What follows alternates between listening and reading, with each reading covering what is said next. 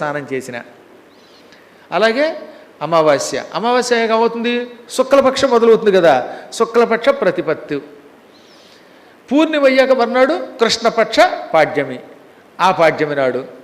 ఇలాంటి కాలములలో కోటి తీర్థంలో స్నానం చేస్తే స్వర్గమునకు వెళ్ళి కోటి నదులలో స్నానం చేసిన ఫలితం పొందుతాం అన్నమాట.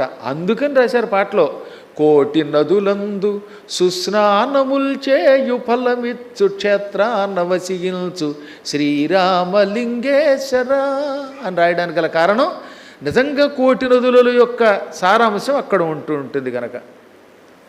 ఒకప్పుడు శ్రీకృష్ణ పరమాత్ముడు కూడా పరమదుర్మార్గుడైన కంసుడిని చంపాడు.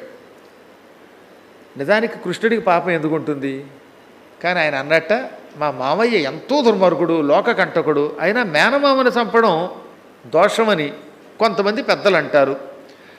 జగద్గురువుడు కాబట్టి కృష్ణుడు పాపానికి ప్రాయశ్చిత్తం చేసుకోలేదు కనుక మేము చేసుకోకూడదని రేపొద్దున జనం అంటారు.